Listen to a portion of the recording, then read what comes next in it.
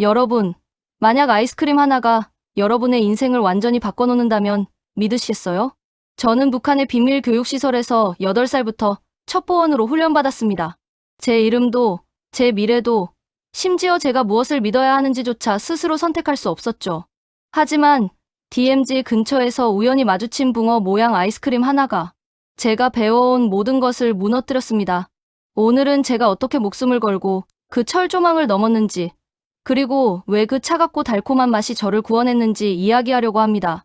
이 영상이 도움이 되셨다면 구독과 좋아요 부탁드립니다.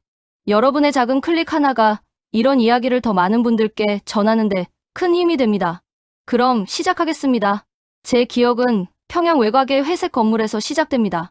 사람들은 그곳을 번호로만 불렀어요. 17호 시설. 저는 그곳이 학교인 줄 알았습니다. 하지만 학교가 아니었죠. 그곳은 아이들을 병사로 만드는 곳이었습니다. 정확히는 남쪽으로 침투할 요원을 키우는 곳이었어요. 제가 그곳에 들어간 건 8살 때였습니다. 부모님 얼굴도 제대로 기억나지 않아요. 어느 날 검은 차가 왔고 저는 그 차에 태워져 그곳으로 갔습니다. 울면 안 된다고 했어요.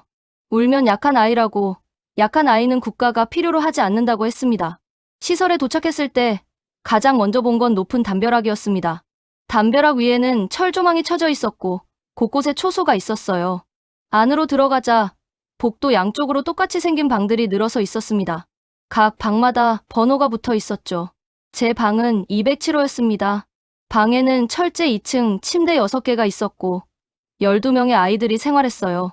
창문에는 새 창살이 박혀 있었고 방 한쪽 구석에는 작은 책상과 의자가 놓여 있었습니다. 그게 전부였어요. 첫날부터 규칙이 주어졌습니다. 새벽 5시에 일어나고 5시 10분에 운동장에 집합합니다. 늦으면 아침밥을 못 먹어요. 아침 훈련이 끝나면 교실로 이동해서 수업을 받고 점심을 먹고 오후 훈련을 하고 저녁을 먹고 야간 학습을 하고 밤 9시에 취침합니다. 매일 똑같은 스케줄이었어요. 교육 내용은 일반 학교와 완전히 달랐습니다. 우리는 수학이나 과학을 배우지 않았어요. 대신 남쪽의 지리, 남쪽 사람들의 생활 방식, 남쪽 말투를 배웠습니다. 그리고 매일같이 주입받았죠. 남조선은 미제국주의자들의 식민지다. 남조선 인민들은 굶주림과 착취에 시달리고 있다. 우리는 그들을 해방시킬 영웅이다. 교관들은 그 말을 끊임없이 반복했습니다. 아침마다, 수업 시간마다, 훈련 전후마다. 의심하면 안 됐어요. 질문하면 안 됐습니다. 그저 믿고 따라야 했어요. 10살이 되자 본격적인 훈련이 시작됐습니다. 체력 훈련은 기본이었고 격투술, 암호해독, 위장술, 미행기술 등을 배웠어요. 가장 힘들었던 건 감정 통제 훈련이었습니다. 우리는 고통을 느껴도 표정을 바꾸면 안 됐어요. 두려움을 보이면 안 됐고 슬픔을 드러내면 안 됐습니다. 요원은 기계처럼 움직여야 한다. 교관들이 입버릇처럼 하던 말이었어요. 감정은 임무 수행을 방해한다고. 그래서 감정을 죽여야 한다고 했습니다. 한 번은 훈련 중에 손가락이 부러진 적이 있었어요. 장애물을 넘다가 잘못 짚는 바람에 손가락이 이상한 방향으로 꺾였죠. 너무 아팠지만 소리를 내지 못했습니다. 소리를 내는 순간 실격이라고 했으니까요. 저는 그대로 훈련을 마쳤고 훈련이 끝나서야 의무실에 갈 수 있었어요. 의무실 담당자는 제 손가락을 보더니 한숨을 쉬었습니다. 그리고 아무 말 없이 손가락을 제자리에 맞춰 넣었어요. 그때의 고통은 지금도 기억나요. 하지만 저는 소리를 내지 않았습니다. 이를 악물고 참았어요. 그게 제가 배운 방식이었으니까요. 시설에서 가장 무서운 곳은 재교육실이었습니다. 규칙을 어기거나 훈련에서 낙제하거나 의심스러운 행동을 보이면 그곳으로 끌려갔어요. 재교육실로 끌려간 아이들은 며칠 후에 돌아왔는데 돌아올 때는 완전히 다른 사람이 되어 있었습니다. 눈빛이 죽어 있었고 말을 거의 하지 않았어요. 무슨 일이 있었는지는 아무도 말하지 않았습니다. 말할 수도 없었을 거예요. 친구를 사귀는 것도 금지됐습니다. 교관들은 우리에게 전우가 있을 뿐 친구는 없다고 했어요.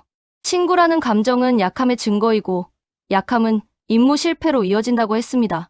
그래서 우리는 서로를 번호나 이름으로만 불렀고 개인적인 이야기를 나누지 않았어요. 하지만 사람 마음이 어디 그렇게 쉽게 통제되나요? 저는 결국 한 명의 친구를 만나게 됩니다. 그 친구가 제 인생을 완전히 바꿔놓을 줄은 그때는 몰랐어요. 제 옆 침대에는 지우라는 아이가 있었습니다. 저보다 1살 많았고 저보다 1년 먼저 시설에 들어왔어요. 지우는 다른 아이들과 조금 달랐습니다. 훈련을 완벽하게 소화했고 교관들의 칭찬을 자주 받았어요. 하지만 가끔 혼자 있을 때 보면 뭔가 먼 곳을 바라보는 것 같았어요. 처음 대화를 나눈 건 제가 악몽을 꾸고 깬 날 밤이었습니다. 꿈속에서 저는 끝없이 어두운 터널을 달리고 있었고 뒤에서는 누군가 저를 쫓아오고 있었어요. 깨어났을 때 온몸이 땀으로 젖어 있었습니다. 그때 지우가 조용히 말을 걸었어요. 괜찮아? 저는 고개를 끄덕였습니다. 괜찮다고 해야 했으니까요. 하지만 지우는 계속 말했어요. 나도 가끔 그래. 악몽 말이야. 그 말에 저는 조금 놀랐습니다. 지우 같은 아이도 악몽을 꾸나요? 지우는 항상 완벽해 보였는데. 뭐, 꿈꾸는 거야? 제가 조심스럽게 묻자. 지우는 한참을 망설이다가 대답했어요. 자유롭게 달리는 꿈. 아무도 날 쫓아오지 않고 어디든 갈 수 있는 꿈. 그날 이후로 우리는 가끔씩 밤에 조용히 이야기를 나누게 됐습니다. 물론 아주 조심스럽게요. 교관들이 순찰을 돌 때는 절대 말하지 않았고 다른 아이들이 깰까봐 속삭이듯 말했어요. 지우는 시설에 오기 전 기억이 조금 남아있다고 했습니다. 부모님과 함께 밥을 먹던 기억, 눈이 내리던 겨울날 밖에서 놀던 기억. 저는 그런 기억이 거의 없었어요. 그래서 지우의 이야기를 들으면 이상한 기분이 들었습니다. 부럽기도 하고 슬프기도 하고. 어느 날 밤, 지우는 제게 이상한 질문을 했어요. 수진아, 넌 진짜 남쪽이 우리가 배운 것처럼 나쁜 곳이라고 생각해? 그 질문에 저는 얼어붙었습니다. 그런 질문 자체가 위험했으니까요. 교육 내용을 의심하는 건 제 교육실로 가는 지름길이었어요. 왜 그런 질문을 해? 제가 긴장한 목소리로 묻자. 지우는 잠시 침묵했습니다. 그리고 작은 종이 한 장을 꺼내 보여줬어요. 그 종이에는 뭔가 그림이 그려져 있었습니다. 어둠 속이라 잘 보이지 않았지만 테이블 앞에 앉은 가족들과 케이크 같은 게 보였어요. 이게 뭐야? 훈련 중에 우연히 봤어. 남쪽 방송 화면. 제 심장이 빨리 뛰기 시작했습니다. 남쪽 방송을 보는 건 엄청난 범죄였어요. 지우야, 이거 알아. 위험한 거. 근데 수진아, 그 화면에서 사람들이 웃고 있었어. 정말로 굶주리고 착취당하는 사람들처럼 보이지 않았어. 지우의 목소리는 떨리고 있었습니다. 하지만 그 떨림 속에는 뭔가 확신 같은 게 섞여 있었어요. 부모가 아이 생일을 축하해주는 장면이었어. 케이크에 초를 꽂고 다 같이 노래를 부르고 아이는 정말 행복해 보였어. 그게 정말 나쁜 나라의 모습일까? 저는 대답할 수 없었습니다. 우리가 배운 내용과 지우가 본 것 사이에는 너무 큰 간극이 있었으니까요. 하지만 동시에 저도 모르게 의문이 생기기 시작했어요. 왜 나쁜 나라의 아이들이 행복해 보일까? 왜 굶주린다는 사람들이 케이크를 먹을까? 왜 우리는 그런 걸 본 적이 없을까? 그날 이후로 우리는 더 자주 이야기를 나눴습니다. 물론 더욱 조심스럽게요. 지우는 훈련 중에 본 것들, 우연히 들은 이야기들을 조금씩 공유했어요. 그리고 그때마다 우리가 배운 것들의 작은 균열이 생겼습니다. 남쪽 사람들은 자유롭게 직업을 선택한대. 남쪽에는 우리처럼 통제받는 시설이 없대. 남쪽 아이들은 학교에서 친구를 사귀고 같이 놀 수 있대. 그런 이야기들이 쌓일수록 저는 점점 더 혼란스러워졌어요. 우리가 그들을 해방시켜야 한다고 배웠는데 정작 해방이 필요한 건 우리가 아닐까 하는 생각이 들었습니다. 하지만 그런 생각을 입 밖으로 내서는 안 됐어요. 교관들은 우리를 항상 감시하고 있었고 조금이라도 의심스러운 행동을 보이면 바로 보고가 올라갔습니다. 실제로 한 아이가 제 교육실로 끌려간 적이 있었어요. 그 아이는 훈련 중에 왜 남쪽이 나쁜 거예요? 라고 물었다는 이유만으로요. 그래서 지우와 저는 더욱 조심했습니다. 낮에는 완벽한 훈련생처럼 행동했고 밤에만 조용히 우리의 의문을 나눴어요. 그게 우리가 유지할 수 있는 유일한 정신적 탈출구였습니다. 14살이 되던 해, 우리는 첫 번째 실전 훈련 통보를 받았습니다. DMZ 근처 지역으로 가서 남쪽 군인들의 행동 패턴을 관찰하고 기록하는 임무였어요. 교관들은 이게 우리의 진짜 능력을 시험하는 기회라고 했습니다. 저는 긴장됐지만 동시에 이상한 기대감도 들었어요. 남쪽과 가까운 곳에 가면 뭔가 더 볼 수 있지 않을까? 지우가 말했던 것들을 직접 확인할 수 있지 않을까? 훈련 출발 전날 밤, 지우가 제게 말했습니다. 수진아, 이번 훈련 조심해. 너무 많이 보려고 하지 마. 무슨 뜻이야? 보면 볼수록 흔들려. 나처럼. 지우의 목소리에는 뭔가 결심 같은 게 담겨 있었어요. 하지만 저는 그게 무슨 의미인지 그때는 몰랐습니다. 실전 훈련은 생각보다 훨씬 위험했습니다. 우리는 밤에만 이동했고 민간인 통제구역 안쪽 깊숙이 들어갔어요. 교관 2명이 우리 6명을 이끌었고 조금이라도 소리를 내거나 빛을 내면 즉시 임무 실패였습니다. 첫날 밤, 우리는 남쪽 초소에서 약 500m 떨어진 지점에 잠복했어요. 쌍안경으로 초소를 관찰하며 병력 교대 시간, 순찰 경로, 경계 태세 등을 기록했습니다. 차갑고 기계적인 작업이었어요. 하지만 이상했습니다. 남쪽 군인들은 우리가 배운 것과 달랐어요. 그들은 긴장한 듯 보이지 않았고 가끔 서로 농담을 주고받는 것 같았습니다. 한 군인은 초콜릿 같은 걸 꺼내 먹기도 했어요.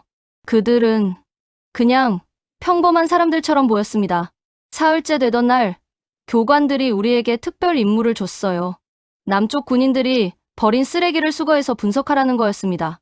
그들이 무엇을 먹는지, 어떤 물건을 사용하는지 파악하기 위해서였죠. 저와 지우는 한 팀이 되어 초소 뒤편 쓰레기 집화장으로 갔습니다. 밤 11시쯤이었고 주변은 완전히 어두웠어요. 우리는 밤시야 장비를 착용하고 조심스럽게 쓰레기 봉투를 열었습니다. 봉투 안에는 온갖 것들이 있었어요. 음식 포장지, 빈 깡통, 종이컵, 신문 조각. 우리는 하나하나 확인하며 기록했습니다. 그리고 그때 제 손에 뭔가 특이한 게 잡혔어요. 파란색과 하얀색이 섞인 비닐 포장지였습니다. 포장지에는 웃고 있는 붕어 그림이 그려져 있었고 한글로 뭔가 쓰여 있었어요. 붕어 싸만코. 저는 작은 소리로 읽었습니다. 싸만코가 뭔지는 몰랐지만 그림으로 봐서는 먹는 것 같았어요. 그거 아이스크림이야. 옆에서 지우가 속삭였습니다. 아이스크림? 응. 차가운 간식. 남쪽 사람들이 자주 먹는데. 저는 그 포장지를 유심히 봤습니다. 붕어 그림은 정말 귀엽게 생겼어요. 웃는 얼굴에 동그란 눈. 이상하게 그 그림이 머릿속에 박혔습니다. 임무를 마치고 돌아왔을 때 저는 그 포장지를 몰래 주머니에 넣어뒀어요. 위험한 행동이었지만 그냥 버릴 수가 없었습니다. 그날 밤 잠자리에 들기 전 지우가 물었어요. 수진아, 아이스크림 먹어본 적 있어?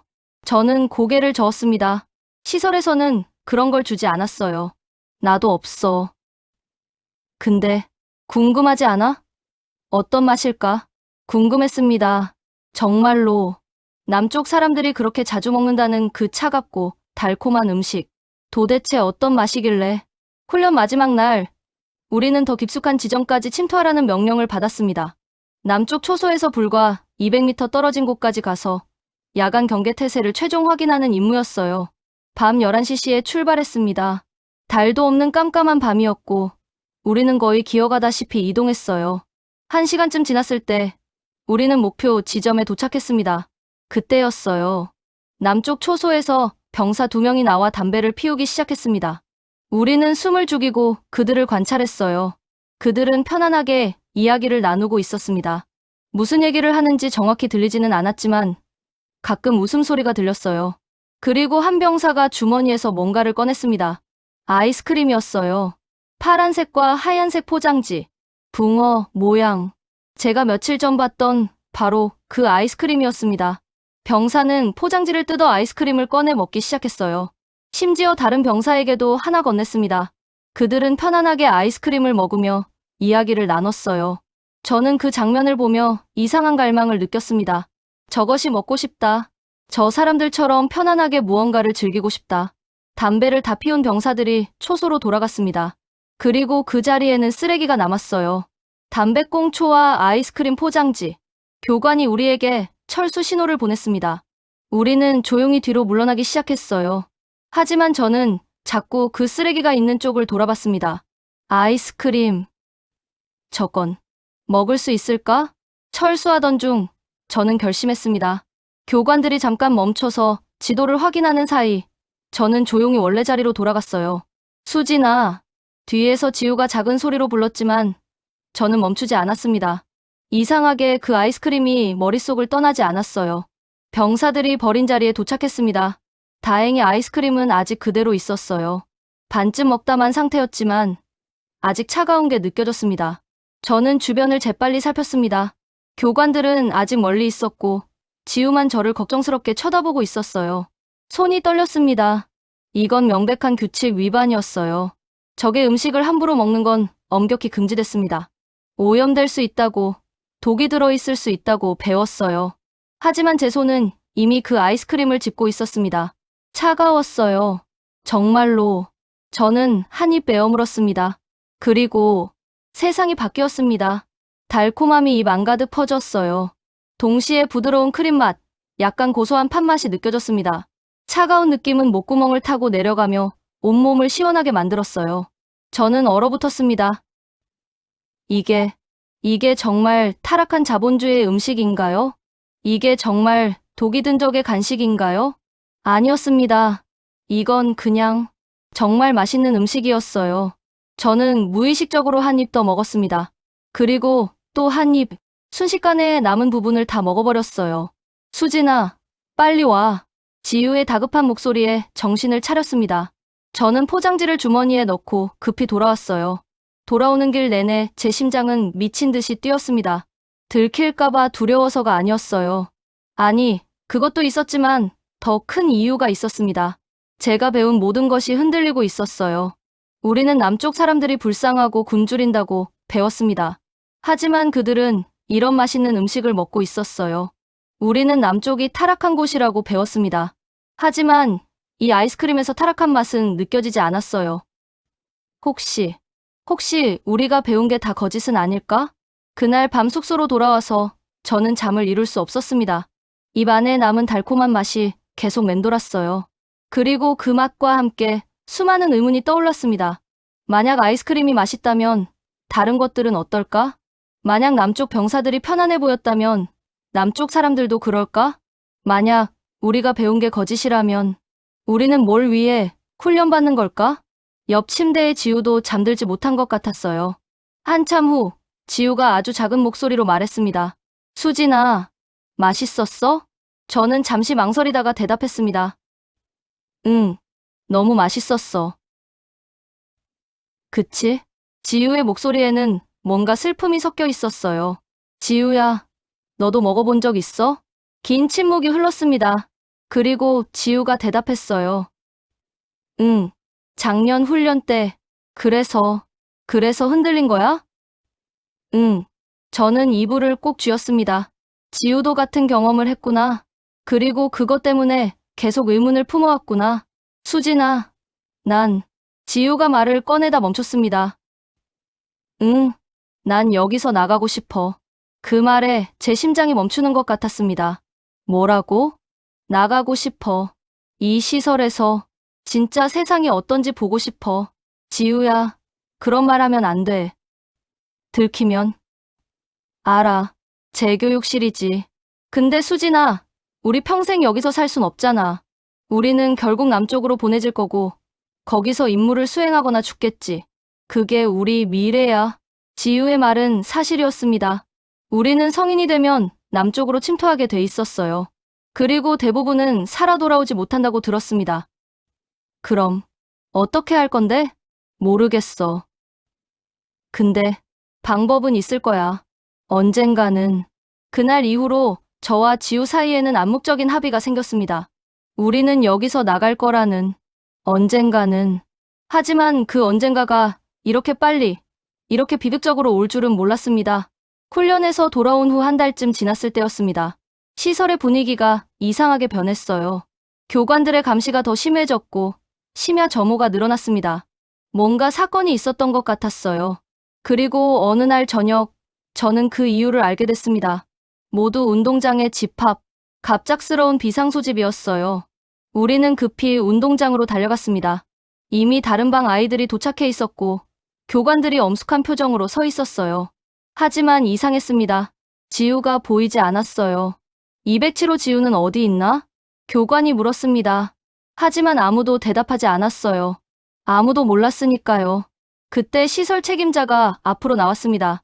동무들, 오늘 여러분에게 중요한 교육을 하겠습니다. 그의 목소리는 차갑고 단호했어요. 207호 지우는 어제 저녁 탈영을 시도했습니다. 국가의 은혜를 배신하고 적에게 넘어가려 한 배신자입니다. 제 머릿속이 하얘졌습니다. 지우가 탈출을 시도했다고? 지우는 담장을 넘다가 경비에게 발각됐습니다.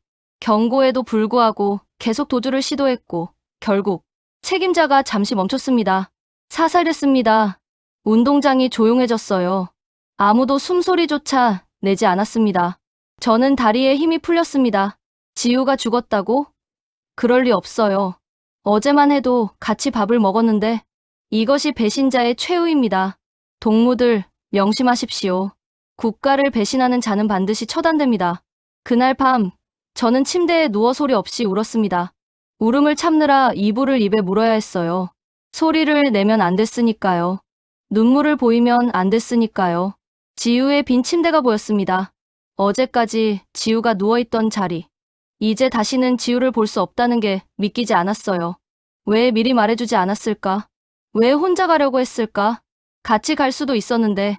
하지만 알고 있었습니다. 지우는 저를 보호하려고 혼자 간 거예요. 만약 저도 연루되면 둘 다 위험해지니까. 그날 이후로 시설은 더욱 삼엄해졌습니다. 담장에는 철조망이 추가됐고 감시 카메라가 늘어났어요. 야간 점호는 2시간마다 한 번씩 이루어졌고 낮에도 교관들이 수시로 순찰을 돌았습니다. 그리고 우리에 대한 신문이 시작됐어요. 지우의 사건 이후 207호 전체가 조사 대상이 됐습니다. 특히 지우와 가까웠던 저는 집중적인 신문을 받았어요. 신문실은 작고 답답한 방이었습니다. 창문도 없고 차가운 형광등 하나만 켜져 있었어요. 책상 하나와 의자 2개가 전부였습니다. 수진, 앉아. 조사관은 중년의 남자였고 표정 없는 얼굴로 저를 바라봤어요. 지우와 무슨 이야기를 했나? 별다른 이야기 없었습니다. 거짓말하지 마. 너희는 옆 침대였어. 분명 이야기를 나눴을 거야. 훈련에 대한 이야기만 했습니다. 조사관은 책상을 쾅 쳤습니다. 지우가 탈출을 계획했다는 걸 몰랐다고? 몰랐습니다. 정말로? 정말입니다. 신문은 2시간 넘게 계속됐어요. 같은 질문을 계속 반복했고 제 대답에서 모순을 찾으려 했습니다. 하지만 저는 아무것도 말하지 않았어요. 말할 수도 없었고요. 사실 지우가 구체적인 계획을 말해준 적은 없었습니다. 그저 언젠가 나가고 싶다고만 했을 뿐이에요.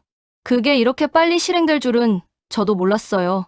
신문이 끝난 후 저는 주의 대상으로 분류됐습니다. 제 모든 행동이 감시됐어요. 훈련 중에도, 식사 시간에도, 심지어 잠잘 때도 누군가 저를 지켜봤습니다. 가장 힘들었던 건 식사 시간이었어요. 교관들은 밥을 먹으면서도 우리를 신문했습니다. 너희는 국가의 자식들이다. 국가가 너희를 먹이고, 입히고, 교육시킨다. 그런데 지우는 배신했다. 왜 그랬을까? 아무도 대답하지 않았습니다. 남쪽에 대한 환상 때문이다. 남쪽이 좋은 곳이라는 거짓말에 속은 거야.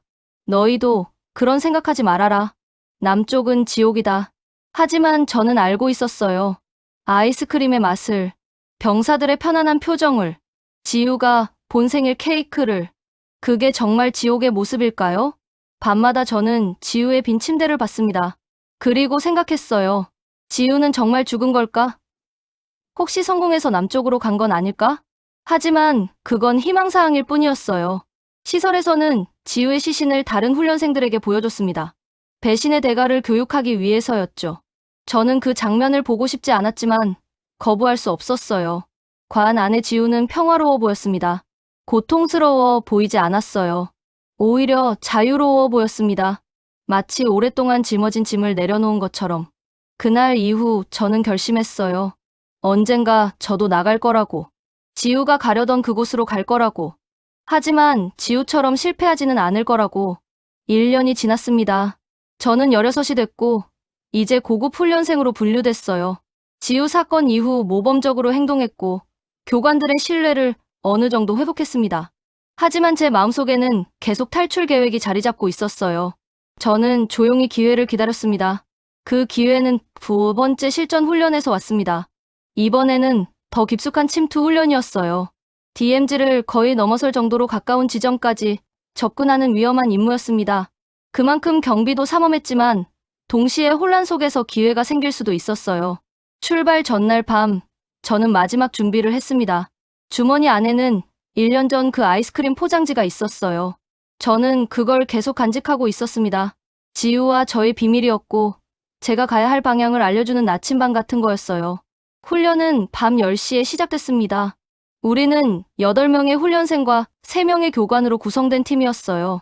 목표 지점까지는 약 3시간 거리였습니다. 이동하는 동안 저는 주변 지형을 계속 관찰했어요. 어디서 이탈할 수 있을지, 어느 방향으로 가야 할지 머릿속으로 계산했습니다. 새벽 2시쯤 우리는 목표 지점 근처에 도착했습니다. 교관들이 잠시 멈춰서 최종 지시를 내리는 순간이었어요. 훈련생들은 2명씩 짝을 지어 지정된 구역을 정찰한다. 30분 후 이곳으로 복귀? 알겠나? 예. 저는 다른 훈련생과 짝이 됐습니다. 우리는 남쪽 방향으로 이동하기 시작했어요. 10분쯤 지났을 때였습니다. 저는 갑자기 멈춰서 귀를 기울이는 척했어요. 뭐야? 짝꿍이 물었습니다. 소리가 들려. 저쪽에서. 무슨 소리? 모르겠어. 확인해 볼게. 저는 반대 방향으로 몇 걸음 옮겼습니다. 짝꿍도 경계하며 따라왔어요. 그 순간 저는 전력으로 달렸습니다. 야, 뒤에서 짝꿍의 외침이 들렸지만 저는 멈추지 않았어요. 있는 힘껏 달렸습니다. 도주자, 도주자. 곧 여러 목소리가 들렸습니다. 손전등 불빛이 저를 쫓아왔어요. 저는 나무 사이를 지그재그로 달렸습니다. 총소리가 울렸어요. 제 옆 나무에서 나무 껍질이 튀었습니다. 심장이 터질 것 같았지만 멈출 수 없었어요. 지금 멈추면 지우처럼 되는 겁니다. 앞쪽에 철조망이 보였어요. 남북을 가르는 경계선. 저는 속도를 늦추지 않고 철조망을 향해 달렸습니다. 철조망에 부딪히는 순간 온몸에 통증이 느껴졌어요. 옷이 찢어지고 살이 베었습니다. 하지만 저는 계속 기어올랐습니다. 또 총소리가 울렸어요. 이번엔 제 다리를 스쳐갔습니다. 뜨거운 통증이 느껴졌지만 무시했어요. 철조망 꼭대기에 올라갔을 때 저는 반대편을 봤습니다. 불빛이 보였어요. 남쪽 초소의 불빛. 저는 철조망 반대편으로 뛰어내렸습니다. 땅에 떨어지는 순간 다리에서 엄청난 통증이 느껴졌어요. 아마 부러진 것 같았습니다. 하지만 저는 일어나 계속 기어갔습니다. 거기서 이번에는 다른 목소리였어요.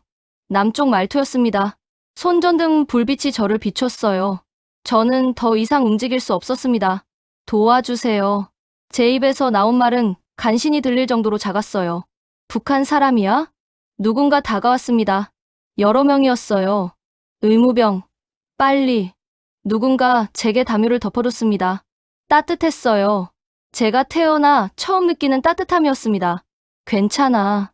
이제 안전해. 그 말을 들었을 때 저는 처음으로 안심할 수 있었어요. 트럭이 달리는 소리가 들렸습니다. 저는 들것에 누워 있었고 의무병이 제 상처를 치료하고 있었어요. 많이 다쳤네. 철조망에 온몸이 긁혔어. 의무병의 목소리는 걱정스러웠지만 따뜻했습니다. 저는 흐려지는 의식 속에서 주머니에 손을 넣었어요. 그리고 그것을 꺼냈습니다. 파란색과 하얀색 포장지. 웃고 있는 붕어 그림. 저는 그걸 가슴에 꼭 안았습니다. 지우야, 나 했어. 너처럼 실패하지 않았어. 우리가 보고 싶어 하던 그곳에 도착했어. 이제부터는 내가 선택해. 내 인생을, 내 미래를. 눈물이 흘렀습니다. 하지만 이번엔 슬픔의 눈물이 아니었어요. 자유의 눈물이었습니다. 이렇게 나는 자유 대한민국의 따뜻한 품에서 행복하게 잘 지내고 있습니다. 하지만 저는 지금도 많은 북한의 친구들을 한시도 잊지 않고 있습니다. 여러분들도 북한에서 인권 유린당하고 있는 그들이 있다는 것을 잊지 않았으면 좋겠습니다. 여러분, 이 이야기가 누군가에게는 믿기 힘든 얘기일 수도 있습니다. 하지만 지금 이 순간에도 철조망 너머에는 선택할 권리가 없는 사람들이 있어요. 자유가 무엇인지 모르는 아이들이 있습니다. 작은 아이스크림 하나가 제 인생을 바꿨듯이 작은 관심 하나가 누군가의 인생을 바꿀 수 있습니다. 구독과 좋아요 꾹 눌러주시고 이 이야기를 더 많은 사람들과 공유해주세요. 감사합니다.